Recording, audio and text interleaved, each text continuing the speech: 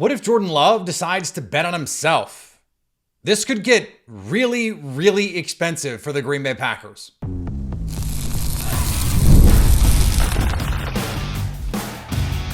You are Locked On Packers, your daily Green Bay Packers podcast. Part of the Locked On Podcast Network, your team every day. You are Locked On Packers, part of the Locked On Podcast Network, your team every day. I'm Peter Bukowski, and I cover the Packers for The Leap, a newsletter I would love for you to subscribe to. Follow me on Twitter, Peter_Bukowski. Follow the podcast on Twitter, Locked On Packers. Like us on Facebook. Subscribe to the podcast, iTunes, Spotify, Google Podcasts, wherever you find podcasts, you will find Locked On Packers, the number one Packers podcast on the internet, and the show for fans who know what happened. They want to know why and how. Today's episode brought to you by our friends at Game Time. Download the Game Time app, create an account, and use code LOCKEDONNFL for $20 off your first ticket purchase. Last minute tickets, the lowest price guaranteed. Terms apply. Jordan Love could drive up his price in a major way if he were willing to take a short-term deal. And I don't mean 1 year, 2 years. I mean, let's call it 3 years. Let's call it 3 years, 155, something like that. Because this number is going to start with a 5 in front of it. It is going to be 50. Jared Goff just got 50 plus. Jordan Love is going to get 50 plus. The reason, and in some ways this is intuitive, for the Packers to want a short deal, right? Jordan Love, maybe they're not 100% sure, but they're like 95% sure. Well, a shorter deal would insulate you a little bit. The problem is, most teams in the NFL, the Packers included, use the quarterback, the franchise quarterback salary as a piggy bank. You borrow from it now, you turn it into a signing bonus, and you spread it out over the life of the contract because he's your franchise quarterback. He's going to be your franchise quarterback. And so it doesn't matter in 2 years, 3 years, you create an extension and they never play on that year that looks like it's going to be $70 million on the cap when it's not really. They're going to rework an extension and it's going to be fine. So that would be why the Packers wouldn't want to do it that way, is because a 5 or a 6 year deal would give you, number one, more of, it's like locking in a lower interest rate. You lock in at 3%. That's pretty good. And you would even take, in some cases, certainly if you were trying to buy a home now, you might lock in 5 or 6% if you could, understanding that with a variable rate, and you want to look at it again in 3 years, it could be 12%. It could be 15%. We don't know. It could also be 2%. Probably not. So if you're the Packers, you're going, well, we'd rather have the lower cost locked in for 5 or 6 years. And the reason is the same as why Jordan Love would want, theoretically, a shorter contract. Because in 3 years, the cap will have gone up and up and up, and the quarterback valuations will have gone up and up and up. I wrote about this today for The Leap, and I crunched some numbers here. So Jared Goff just got $53 million annually on a $255 million salary cap. Stick with me because it's not about the minutia of the math. He's 21% of the cap based on APY. Now, over the cap projects that in 2027, so 3 years from now, the salary cap will be $328 million. That's a lot of money. That's almost 75 more million than it currently is. Okay?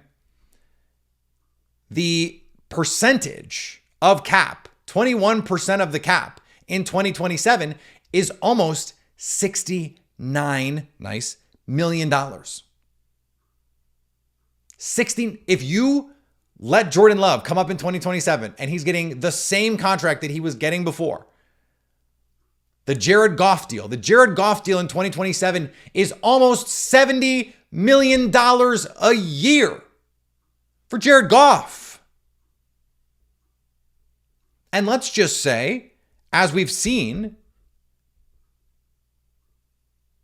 as a percentage of the cap, quarterback valuations are just going up.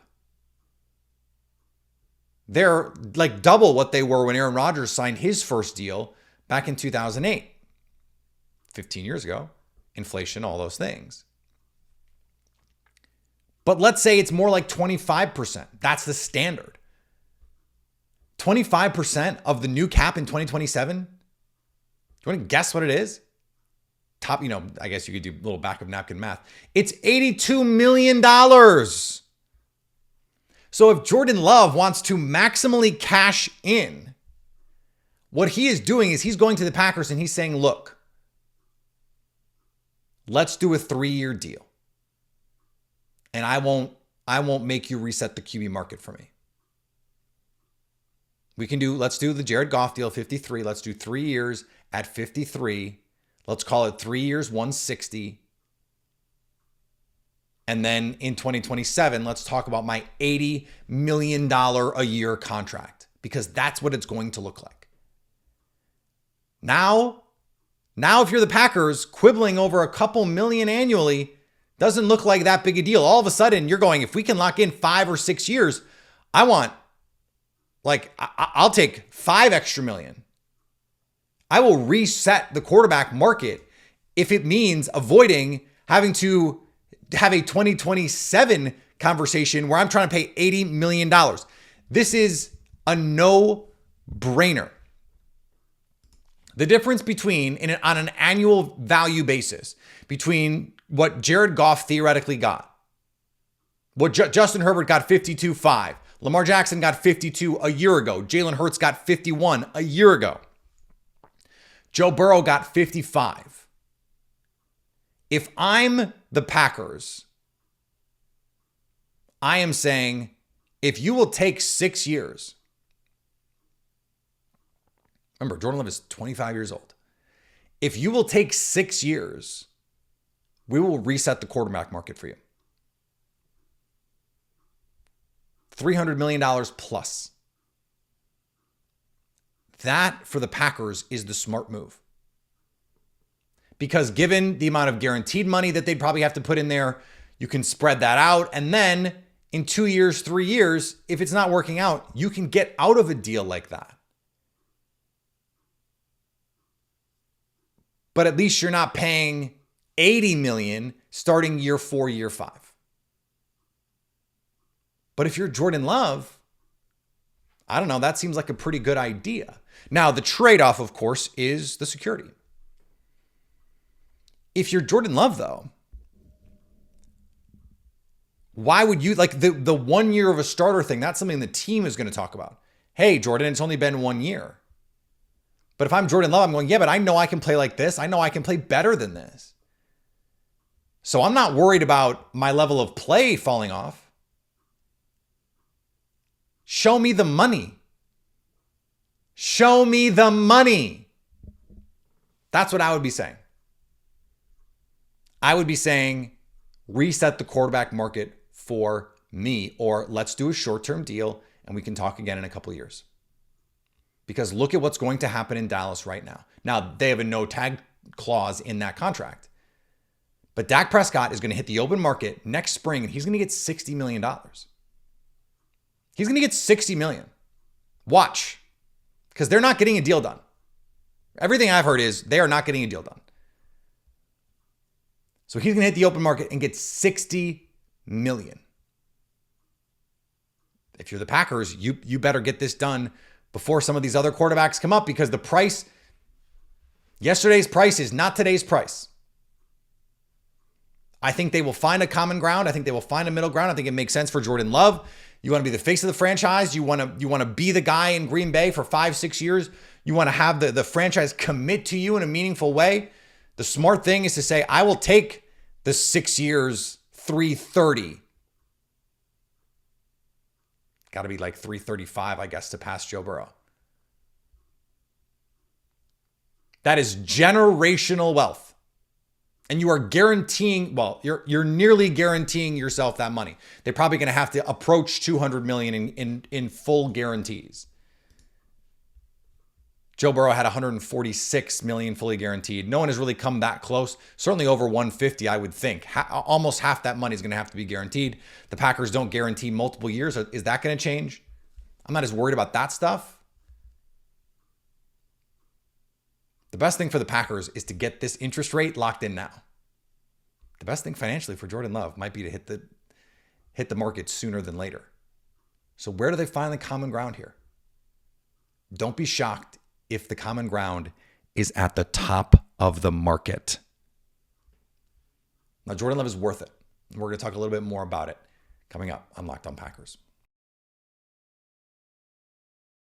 Today's episode brought to you by our friends at FanDuel. It's winner take all time in the NBA and NHL, and FanDuel is giving you a shot to bring home a big win of your own. Right now, new customers get $150 in bonus bets with any winning $5 bet. That's $150 to bet on spreads, money lines, player props, and more. The NBA playoffs has been absolutely bonkers. One team looks like they're going to dominate. They go up 2-0. The other team comes back, evens the series at 2 games apiece. Game 5s, huge games, really fun. Looks like a lot of these series are going to go 7 games. The NHL playoffs are always absolute must-see TV. There is no energy like playoff hockey energy because it's just so frenetic. It's so crazy. Put some money on it and now watch that intensify even more. Visit FanDuel.com/lockedon and make every playoff shot count. FanDuel, America's #1 sportsbook. Jordan Love is worth all of that money. I'm going to give you another set of reasons why in a second. Are you watching Fox Sports or ESPN on your TV all day? Have to turn down the volume with all that shouting? Make the switch to Locked On Sports today, a free 24/7 sports streaming channel programmed for you every day to bring you the biggest stories without all the screaming. Locked On Sports Today brings you can't miss analysis, opinions, and news, streaming 24/7 on YouTube or the free Amazon Fire TV channels app, part of the Locked On Podcast Network, your team every day. Now, I gave you the numbers when it came to the second half of the season, and everydayers, tell your friends if you're short on this, that stretch to finish the season, unique. Not many guys in the history of the league have done what he did. But I also understand the instinct for people, even Packers fans, Jordan Love fans, to say, okay, but it was just those games. And it wasn't. It was more like 12 of the 17 or 18 games where he was really good. But let's just look full season. There are 2 things that if you're going to be an elite level quarterback, if you're going to be an elevator, not like press the button, go up or down, but someone who elevates the offense, there's 2 things that you have to be able to do, and you have to be able to do both of them. Big time throws. Can you make throws in your offense that no one else can? Can you make plays that few people on planet Earth can make? And even early in the season, we saw Jordan Love make some of those throws. You can think of some of them. The 2-point conversion against the Saints, the touchdown pass against the Buccaneers, any number of throws, honestly, in the second half of that Saints game, any number of throws against Dallas on the run, the touchdown to Romeo Doubs, the ridiculous 3rd and long to Dontavian Wicks, the touchdown. Jordan Love was 8th in big time throw percentage last year. Let me just give you a smattering of quarterbacks who were worse, who had a lower big time throw rate than Jordan Love. Lamar Jackson, who won MVP. Justin Herbert, who some people think has the best arm in the game. Joe Burrow. CJ Stroud, who is the guy getting all the flowers right now, and rightfully so. He played awesome as a rookie. And a guy you may have heard of named Patrick Mahomes. Now, I went to look this up because I saw some conversation on Twitter about the riskiness. And I thought, I don't think a lot of people know that it's actually the case that Jordan Love was very good avoiding turnovers. Now, he was particularly good in the second half But for the season, Jordan Love had the 9th best turnover-worthy play rate among qualifying quarterbacks last year. Now, this is a Pro Football Focus number. Fumbles are included in turnover-worthy plays. Interceptable passes, turnover-worthy plays, even if they're dropped. So it is better than just going purely off interceptions. Like a couple years ago, Dak Prescott threw a bunch of interceptions, but did not have a high turnover-worthy play rate because like 6 of the interceptions were off tips or route miscommunications or things like that. Jordan Love was 9th best, top 10 in both big time throws and turnover-worthy plays. Some guys who he finished ahead of, aka he had a better turnover-worthy play rate than these players. CJ Stroud again, Josh Allen, Brock Purdy, Trevor Lawrence, and a guy you might have heard of named Patrick Mahomes. So the two things that you have to be able to do as a franchise quarterback is avoid the negative plays. You can't be the one making the negative plays. And you have to be an enhancer, an elevator, the driver of the bus, not a passenger of the bus. You have to be able to say, this is in the concept, but it's not, right? It's the backside dig. It's the backside post.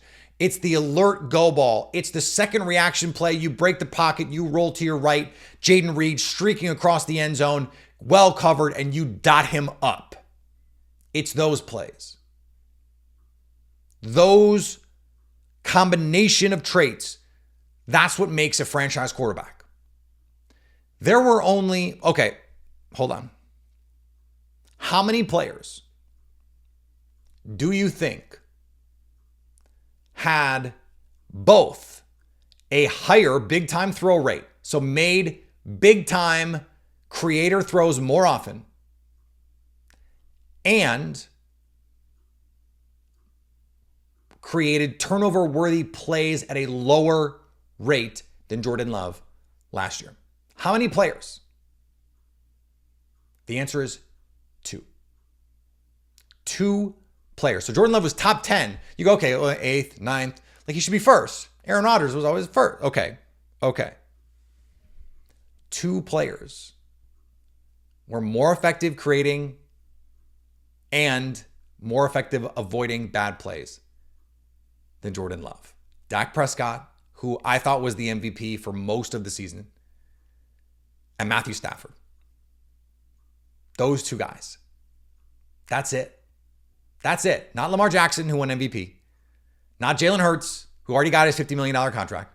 Not Joe Burrow, who showed that he is a significantly diminished version of himself when he is playing injured. Not Justin Herbert, who might be the most physically gifted thrower in the league. Not Josh Allen, who I thought should have been the MVP. Not CJ Stroud, who had the greatest rookie season we've ever seen. Jordan Love was better at creating than those guys and better at avoiding negative plays than those players. That is what a franchise quarterback looks like. And it's not an 8-game sample, a 10-game sample. This is the whole season. I understand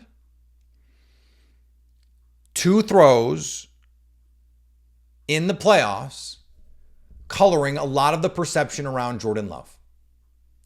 And it is, of course, very, very easy for opposing fans to point to those plays and say, look, he is a turnover waiting to happen. With the season on the line, he turned the ball over. It's also true that with the season on the line, he blew the doors off the Dallas Cowboys. And in the first half, and for most of the game, he built a lead with the season on the line. So that's true too. And by the way, we forget about the play that happened in between the interception, where he's got Aaron Jones. He's expecting Aaron Jones to sit down. He throws the ball to where Aaron Jones was, and Aaron Jones kept moving. And that is a play that is going to end up haunting the Packers for a long time. Because if you make that play, who knows what happens?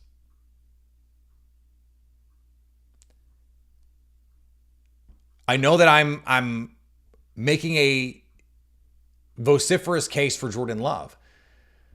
But these are things we talked about during the course of the season as well. And I think it's important to put these things into perspective because I have been trying to work through this myself.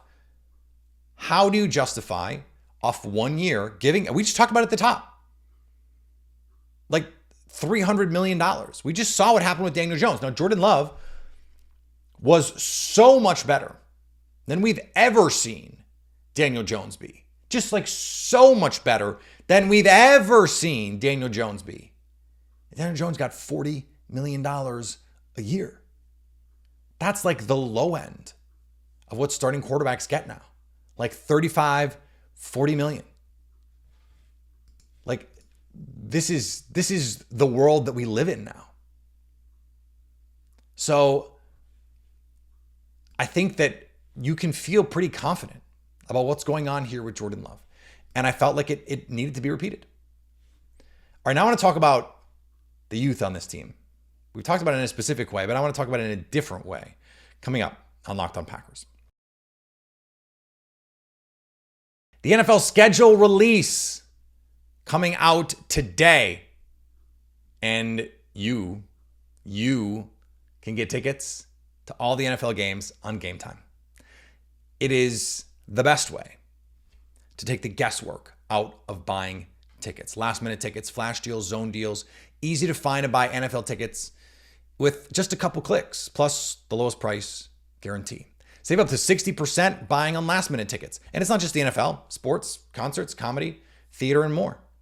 Save even more with exclusive in-app deals on select seats ahead of the game or events. Plus, get a panoramic view of your seat in the app before you buy.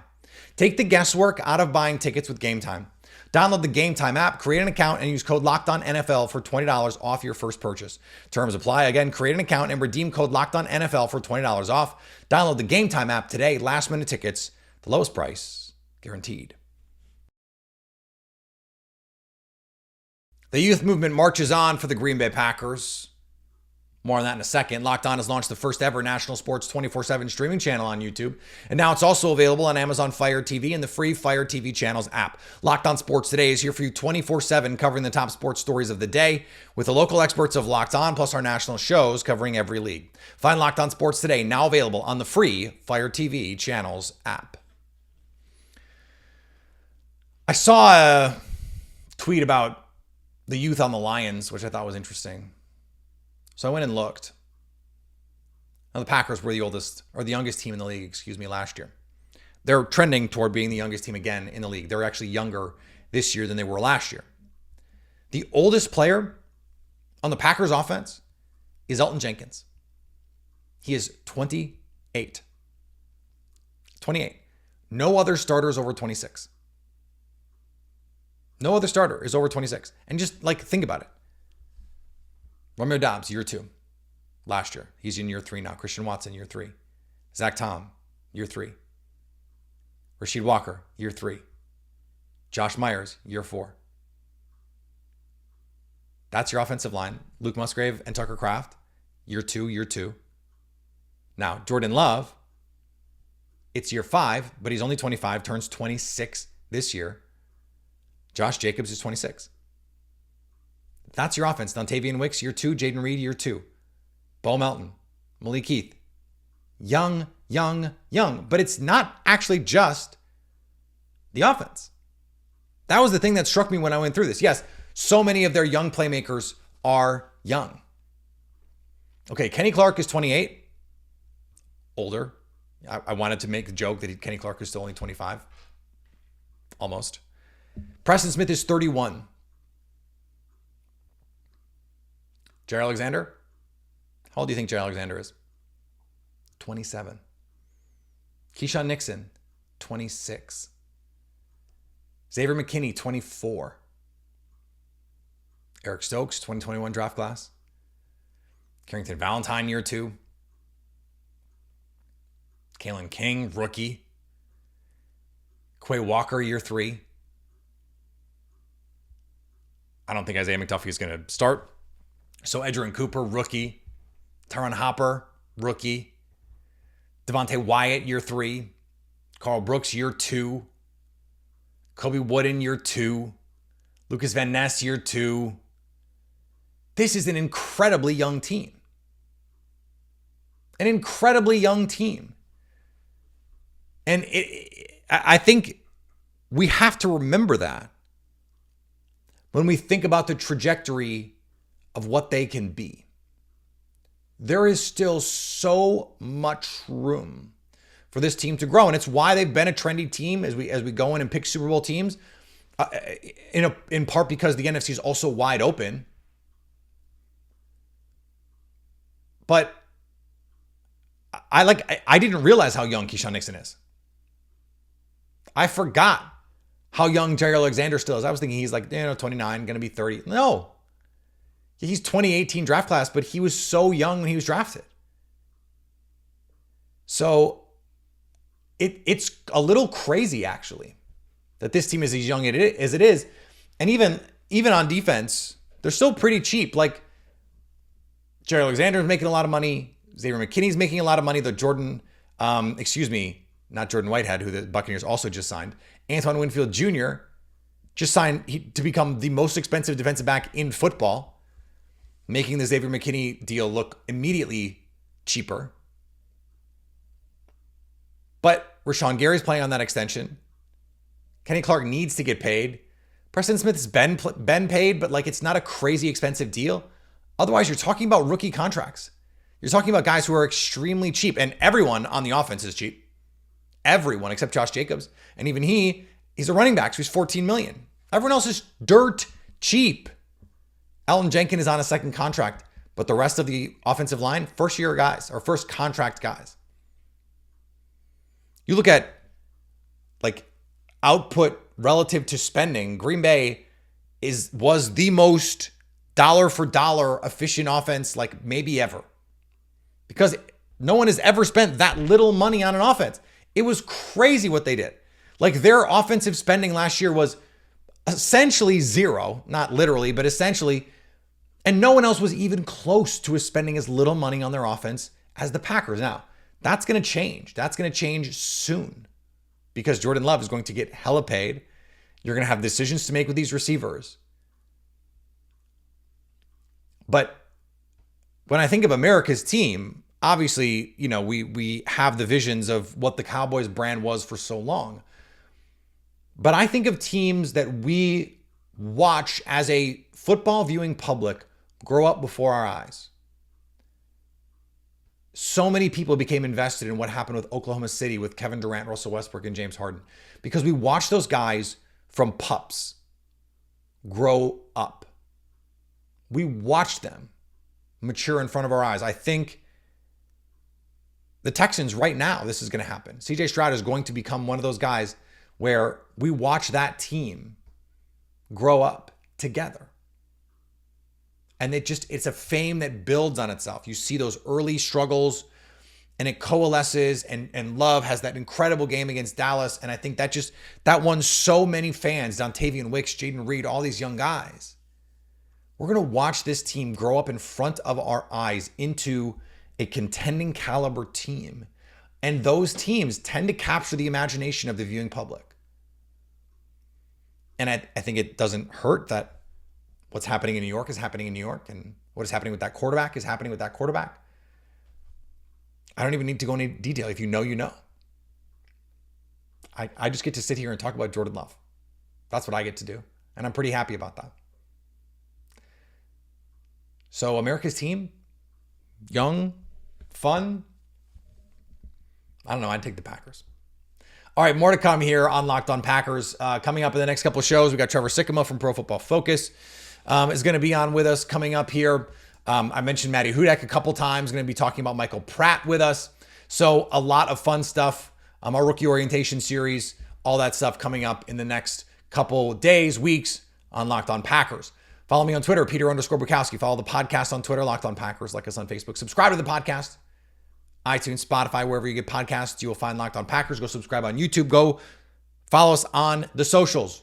Instagram, crushing it. TikTok, crushing it. So you can stay Locked On Packers.